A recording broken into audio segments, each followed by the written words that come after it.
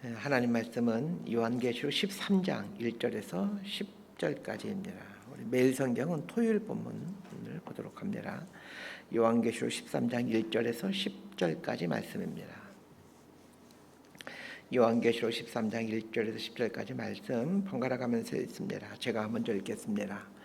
내가 보니 바다에서 한 짐승이 나오는데 뿔이 10이요 머리가 7이라. 그 뿔에는 10 왕관이 있고 그 머리들에는 신성모독하는 이름들이 있더라.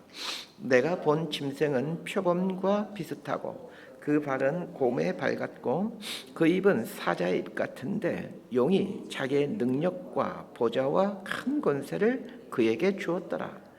그의 머리 하나가 상하여 죽게 된 것 같더니 그 죽게 되었던 상처가 나음에 온 땅이 놀랍게 여겨 짐승을 따르고 용이 짐승에게 권세를 주므로 용에게 경배하며 짐승에게 경배하여 이르되 누가 이 짐승과 같으냐 누가 능히 이와 더불어 싸우리요 하더라. 또 짐승이 과장되고 신성모독을 말하는 입을 받고 또 42달 동안 일할 권세를 받으니라. 짐승이 입을 벌리어 하나님을 향하여 비방하되 그의 이름과 그의 장막 곧 하늘에 사는 자들을 비방하더라. 또 권세를 받아 성도들과 싸워 이기게 되고 각 족속과 백성과 방언과 나라를 다스리는 권세를 받으니 죽임을 당한 어린 양의 생명책에 창세 이후로 이름이 기록되지 못하고 이 땅에 사는 자들은 다 그 짐승에게 경배하리라. 9절 10절 함께 읽습니다. 누구든지 귀가 있거든 들을지어다. 사로잡힐 자는 사로잡혀 갈 것이요 칼에 죽을 자는 마땅히 칼에 죽을 것이니 성도들의 인내와 믿음이 여기 있느니라. 아멘. 요한계시록 11장 15절에 보면 그 일곱째 나팔이 불어지기 시작하는데 오늘 본문은 이 일곱째 나팔이 불어지게 될 때 있게 되는 일이다 이렇게 이해하시면 될 것 같습니다. 일곱째 나팔이 불어지자 사탄과 예수님 사이에 전면적인 전쟁이 일어나게 됩니다. 한동안 사탄과 예수님 사이에 전면전이 벌어지고 그 전쟁이 끝부분에 가서 일곱 대접의 재앙이 임하게 됩니다. 요한계시록이 좀 어려운 게 이런 일곱 나팔, 일곱 대접, 생소한 말들이 나오기 때문에 참 어려운데, 자, 이 일곱 대접의 재앙을 통해 이 땅을 의미하는 바벨론이 멸망하게 되고 새 하늘과 새 땅이 임하게 됩니다. 요한계시록의 가장 큰 논쟁 중에 하나는 시기와 관련된 것입니다. 일곱 나팔이 불어지는 때가 언제이냐라는 것이고, 지금 우리가 살고 있는 이 시대는 이 요한계시록의 연대표에 의하면 도대체 어디쯤 온 것이냐 뭐 이런 시기에 대한 거죠. 이런 걸 설명하기가 참 아주 어렵습니다. 많은 사람들이 시기와 관련해 가진 시도를 하며 종말의 때를 예언해 왔지만 맞은 적이 없습니다. 예수님 말씀처럼 그 시기와 때는 하나님 손에 있기에 하나님께 맡겨드리고 오늘 나에게 주어진 인생의 기한 동안 그리스도인의 사명에 충실하며 살면 되는 것입니다. 오늘 본문을 잘 이해하기 위해서는 이제 어제 본문부터 살펴봐야 합니다. 요한계시록 12장에는 한 여자와 붉은 용이 등장합니다. 요한계시록 12장 1절에서 3절까지 어제 본문 제가 읽어드릴게요. 하늘에 큰 이적이 보이니 해를 옷 입은 한 여자가 있는데 그 발 아래는 달이 있고 그 머리에는 12별의 관을 썼더라. 이 여자가 아이를 베어 해산하게 되매 아파서 애를 쓰며 부르짖더라. 하늘에 또 다른 이적이 보이니 보라 한 큰 붉은 용이 있어 머리가 7이요 뿔이 10이라. 그 여러 머리에 7 왕관이 있는데, 자 여기 한 여자가 나오죠. 이 여자는 교회를 의미한다라고 말했지만 사실은 또 더 간단하게 얘기하면 예수님을 낳은 마리아를 의미하는 것으로도 보여지기도 합니다. 자, 그리고 붉은 용은 사탄을 의미합니다. 마리아가 예수님을 출산하려고 하는데 사탄이 아이를 삼키려고 합니다. 그럼에도 마리아는 예수님을 낳게 되고 하나님이 예비하신 광야로 도망하여 거기서 지내게 됩니다. 자, 이것이 땅에서 일어나는 일인데 땅에서 일어난 일을 얘기하다가 이제 공간적 배경이 하늘로 옮겨집니다. 하늘에서 하나님의 세력과 사단의 세력이 전쟁하게 되는데 사단의 세력이 땅으로 져서 땅으로 쫓겨나게 되죠. 사단의 세력이 땅으로 쫓겨나는 것을 12장 12절에서는 이렇게 해석해 줍니다. 그러므로 하늘과 그 가운데 거하는 자들은 즐거워하라. 그러나 땅과 바다는 화 있을진저 이는 마귀가 자기의 때가 얼마 남지 않은 줄을 알므로 크게 분내어 너희에게 내려갔음이라 하더라. 자, 마귀가 하늘에서 하나님과 전쟁에서 패하고 땅으로 도망쳐 옵니다. 그리고는 자신의 때가 얼마 남지 않았다라는 것을 알고는 땅과 바다에서 최후의 발악을 한다라는 것입니다. 이 최후의 발악을 하는 장면을 12장 17절에서 이렇게 말해주고 있습니다. 용이 여자에게 분노하여 돌아가서 그 여자의 남은 자손 곧 하나님의 계명을 지키며 예수의 증거를 가진 자들과 더불어 싸우려고 바다 모래에 서 있더라. 자, 사단이 여자의 후손이란 누구이겠습니까? 교회 공동체 그리스도인들 말합니다. 이 교회 공동체 그리스도인과 더불어 사탄이 싸우려고 바다 모래에 서 있다라는 말로 이제 이 12장이 끝이 납니다. 자, 이런 배경을 알고 오늘 본문인 13장으로 들어가 봅시다. 13장 1절과 2절 말씀 함께 읽습니다. 시작. 내가 보니 바다에서 한 짐승이 나오는데 뿔이 10이요 머리가 7이라. 그 뿔에는 10 왕관이 있고 그 머리들에는 신성모독하는 이름들이 있더라. 내가 본 짐승은 표범과 비슷하고 그 발은 곰의 발 같고 그 입은 사자의 입 같은데 용이 자기의 능력과 보좌와 큰 권세를 그에게 주었더라. 1절에 등장하는 한 짐승은 사단의 하수인으로 보시면 될 것 같습니다. 오늘 본문에는 첫 번째 짐승이 등장하고 또 내일 본문에 보면 두 번째 짐승이 등장합니다. 첫 번째 짐승과 두 번째 짐승은 실질적으로 이 세상을 통치하며 그리스도인들 핍박하는 어떤 악의 세력 이렇게 이해하시면 될 것 같습니다. 두 짐승이 누구인가에 대한 여러 가지 해석들이 있어 왔습니다. 어떤 사람들은 이 짐승은 로마 황제들이다 라고 해석하기도 합니다. 초대교회 당시도 보게 되면 로마 황제들이 그리스도인들 핍박하고 교회를 핍박하니까 로마 황제들이다 이렇게 해석할 만도 하죠. 그러나 딱 꼬집어서 누구다라고 말하기보다는 어떤 세력, 어떤 악의 세력, 사단을 추종하는 세력들 이렇게 이해하는 게 더 낫지 않을까 싶습니다. 사단이 이 땅에 있는 그리스도인들 핍박하기 위하여 이제 바다에 서게 되자 바다로부터 한 짐승이 올라옵니다. 이 짐승은 이제 사단의 하수인이라고 이제 생각하면 돼요. 그 짐승의 모습을 묘사하고 있는데 뿔이 10이요 머리가 7이고 뿔에는 10 왕관이 있고 그 머리들에는 신성모독하는 이름이 있었다 이렇게 말해줍니다. 그리고 그 짐승의 생긴 모습을 말하면서 표범과 비슷하게 생겼고 발은 곰의 발 같고 입은 사자의 입과 같다라고 말해줍니다. 이 용이라고 표현된 사단이 이제 사단은 여기 나오는 용 사단입니다. 이 사단이 이 짐승에게 권세를 주는데 그 권세를 표현해 주는 것이 뿔, 왕관 이런 단어들입니다.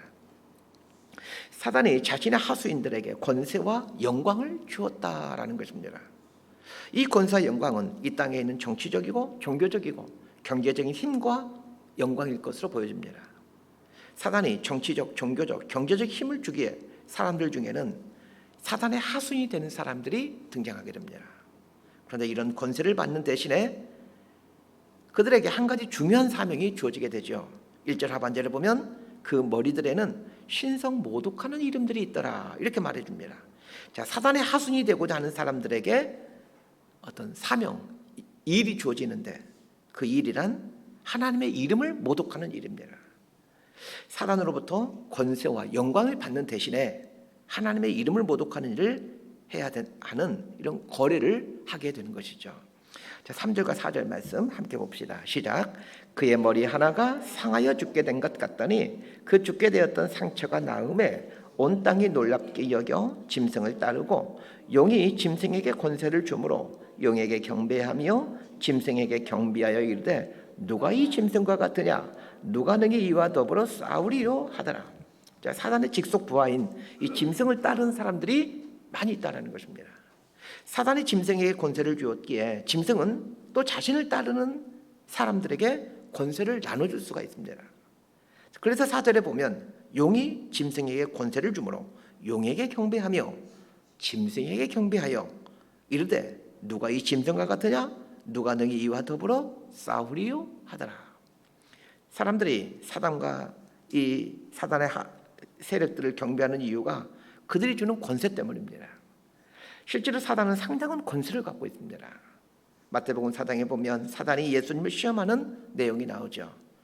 돌을 떡덩이로 만들어 먹으라 라는 시험을 하고 또 성전에서 뛰어내리라 이런 실험을 하죠. 예수님께서 이 시험들을 물리칩니다. 그러자 사단이 마지막으로 예수님이 가는 시험은 나에게 경배하면 천하 만국과 영광을 너에게 주겠다. 이렇게 제안을 합니다.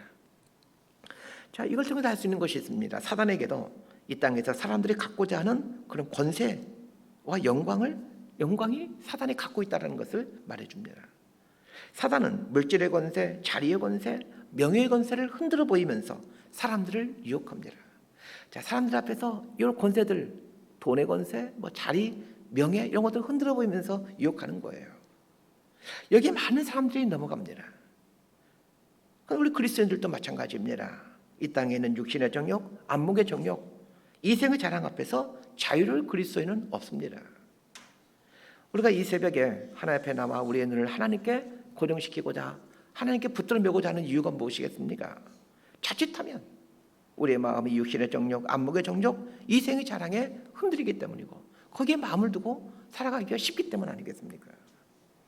자, 5절에서 8절까지 말씀 함께 봅시다. 시작. 또 짐승이 과장되고 신성모독을 말하는 입을 받고 또 42달 동안 일할 권세를 받으리라. 짐승이 입을 벌려 하나님을 향하여 비방하되 그의 이름과 그의 장막 곧 하늘에 사는 자들을 비방하더라. 또 권세를 받아 성도들과 싸워 이기게 되고 각 족속과 백성과 방언과 나라를 다스리는 권세를 받으니 죽임을 당한 어린 양 생명책에 창세 이후로 이름이 기록되지 못하고 이 땅에 사는 자들은 다 그 짐승에게 경배하리라. 자, 사단의 하수인인 그 짐승이 사단의 하수인이라고 그랬죠. 그 짐승의 입에서 말이 나오는데 두 가지 종류의 말이 나온다라고 말을 해줍니다. 자, 과장된 말과 신성 모독하는 말입니다. 자, 그래서 우리는 과장된 말을 해서는 안 됩니다. 부풀려서 말하려고 해서도 안 됩니다. 사단은 사람의 말을 통해 일을 하게 됩니다. 그 사단이 다닌 길이 있습니다. 사단이 다닌 길은 사람의 말입니다.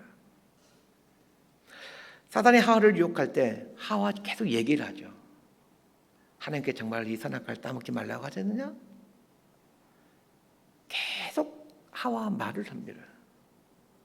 하와에게 말을 하면서 사단은 그에게 점점 스며들어가죠. 그래서 말이 사단의 교통수단이다라는 것을 기억하셔야 됩니다. 사단은 우리 입에서 나오는 말을 교통수단으로 삼고 다니면서 사실보다 크게 부풀려서 이야기하도록 우리를 유혹합니다. 우리 사람들 잘 보세요. 어떤 습성들이 있습니까? 있는 것보다 좀 더 크게 부풀려서 과장해서 말하려고 하는 그런 악한 습성들이 우리 안에 있습니다. 이런 이 말을 부풀리고 과장되게 말하려고 하는 이 사람의 말을 사단은 교통수단 삼고 거기서 사단은 자주 왔다 갔다 하는 거예요. 특히 좋지 않는 소식과 좋지 않는 말은 사단에게는 고속도로 같은 역할을 하게 됩니다. 그래서 나에게 좋지 않은 소식들이 들려지게 되면 어떻게 해야 될까요? 내가 거기서 스톱시켜버리는 거예요. 누구에 대한 좀 험담이라든지 그런 것들이 누가 막 하게 되면 내 선에서 스톱시켜버리는 거예요. 그러면 사단 입장에서는 고속도로가 끊어지는 셈이 됩니다. 자, 이런 것이 영적 전쟁입니다. 그런데 어떤 성도들은 좋지 않은 말을 이리 옮기고 저리 옮기곤 합니다. 자신도 모르게 사단이 잘 왔다 갔다 하는 고속도로를 만든 일을 하고 있는 거죠. 사단은 우는 사자처럼 삼킬자를 찾아다니는데 여기서 말하는 삼킬자란 말의 고속도로를 만들어가고 있는 사람들입니다. 여러분, 누가 사단에게 자꾸 넘어가는 줄 아세요? 자꾸 말을 과장하고 부풀리고 다른 사람을 험담하고 이런 말을 하는 사람들을 사단은 자신의 하수인으로 삼기를 좋아합니다. 꼭 기억하십시오. 좋지 않은 말을 하고 과장해서 하는 말들은 사단이 다니게 하는 고속도로의 역할을 하게 된다는 것을 말입니다. 사단이 좋아하는 또 하나의 고속도로가 있습니다. 하나님을 모독하는 말입니다. 사단의 하수인인 짐승이 사람들에게 과장되게 말하게 하고 하나님의 이름을 모독하는 말을 하게 하는 그런 권세를 갖고 있습니다. 그런데 그 권세는 42달 동안 제한되어 있습니다. 42달이란 시간적으로 하면 3년 6개월이죠. 자, 이 기간은 제가 설명해 드렸죠. 예수님의 초림과 재림 사이에 이를 표현하는 어떤 상징적인 시간이라고 말입니다. 예수님이 재림할 때까지 사단의 하수인 짐승은 권세를 갖고 활동을 합니다. 7절에 보니까 짐승이 권세를 갖고 성도들과 싸운다라고 말합니다. 그런데 짐승과 성도들이 싸워서 누가 이긴다라고 말하고 있습니까? 짐승이 싸워서 이긴다라고 말하고 있습니다. 자, 이런 구절을 보면 참 당황이 됩니다. 그런데 짐승이 성도와 싸워서 이긴다라는 말은 일시적인 승리를 말합니다. 마치 계시록 11장 9절에 보면 하나님의 백성들의 시체가 사흘 반 동안이나 장사 지내지 못한다라는 말이 나오는데, 이 말처럼 사단의 하수인 짐승이 일시적으로 성도들을 이기고 이 땅에 있는 모든 족속과 백성들이 사단을 숭배하는 때가 있다는 것입니다. 그런데 어떤 자들이 사단을 숭배합니까? 8절에 보면 어린 양의 생명책에 기록되지 못한 사람들이 이 짐승을 경배하게 된다라고 말을 합니다. 예수님이 재림하기 전까지 그 사단이 주는 권세의 달콤함에 빠져 살아간 사람들이 적지 않게 있을 것입니다. 자리의 권세, 돈의 권세, 탐욕의 권세, 많죠. 명예, 이런 것들. 그리고 사단의 세력들은 이 땅에서 갖게 될 실질적인 힘과 능력을 사용해 우리 그리스도인들을 핍박하게 될 겁니다. 그래서 우리가 귀하게 여기고 있는 것들, 돈이나 자리, 명예를 가지고 우리들을 유혹하고 어렵게 할 것입니다. 그때마다 우리는 이런 고백을 해야 될 겁니다. 주 예수보다 더 귀한 건 없네. 이 세상 부귀와 바꿀 수 없네. 이런 고백을 하며 끝까지 그 예수님을 가장 소중히 여기며 살아야 될 겁니다. 자, 9절과 10절 말씀 함께 봅시다. 시작. 누구든지 귀가 있거든 들을지어다. 사로잡힐 자는 사로잡혀 갈 것이요 칼에 죽을 자는 마땅히 칼에 죽을 것이니 성도들의 인내와 믿음이 여기 있느니라. 자, 누구든지 귀가 있거든 들을지어다 이렇게 말하고 있습니다. 이 표현은 계시록 2장과 3장에 나오는 그 7교회에 대한 말씀을 하신 후 매번 끝에 가서 하시는 말씀이 누구든지 귀가 있거든 들을지어다라는 말씀이었습니다. 7교회 모두에게 맨 마지막으로 하는 말이 귀 있는 자는 성령이 교회들에게 하시는 말씀을 들을지어다라는 말씀이었습니다. 제가 같으면 오늘 본문에서 누구든지 귀가 있거든 들을지어다라는 말은 모든 그리스도인들은 들으라라는 얘기입니다.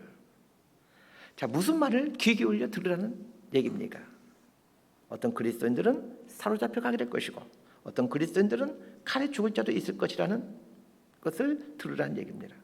기독교 역사가 시작된 이후에 이런 일들은 비일비재하게 일어났습니다. 지금도 마찬가지입니다. 모슬렘 지역이나 공산권에서는 이런 일들이 비일비재하게 일어나고 있습니다. 그리스도인이 핍박을 당하고 죽임을 당할 때에 성도들의 인내와 믿음이 거기에 있다라고 말해주고 있습니다. 기독교는 믿음의 종교입니다. 믿음으로 구원을 받게 됩니다. 그런데 그 믿음은 핍박과 환난의 때 그 실체를 드러내게 됩니다. 아무 일 없을 때는, 평안할 때는 다 믿음 있는 것처럼 보입니다. 그러나 고난이 오고 어려움이 생길 때, 핍박이 오고 환난이 생길 때 믿음은 그 실체를 드러내게 됩니다. 진짜 믿음인지 가짜 믿음인지가 드러나는 때가 고난과 어려움 앞에 서 있을 때입니다. 믿음의 또 다른 모습은 인내입니다. 오래 참는 것. 해석되지 않는 그 인생 사연들 속에서, 해석되지 않는 이 사람의 이 사건들 속에서 하나님의 깊은 뜻이 있을 거야 라면서 하나님을 신뢰하며 하나님에 대해 오래 참아가는 것, 이것이 믿음입니다. 말씀 정리합니다. 사단이 하늘에서 하나님과 전쟁에 패하고 땅으로 쫓겨와 이 땅에서 최후의 발악을 합니다. 자, 왜 이 땅에서 최후의 발악을 하며 이 땅을 괴롭힙니까? 사단은 자신이 끝이 멀지 않았다는 것을 너무 잘 알고 있습니다. 그래서 이판사판이라고 생각하는 겁니다. 너 죽고 나 죽자, 이 각오로 사탄은 이 땅에 내려와 최후의 발악을 하게 됩니다. 그래서 우리 그리스도인들이 사단의 공격 앞에 죽기도 하고 또 가진 핍박과 환난을 당하기도 할 겁니다. 유혹도 받을 겁니다. 사단은 우리의 눈을 현혹시킬 만한 충분한 권세를 갖고 있습니다. 육체의 정욕, 안목의 정욕, 이생의 자랑, 우리가 복이라고 생각되어지는 모든 것들에 대한 어느 정도의 재량권을 사단은 가지고 있습니다.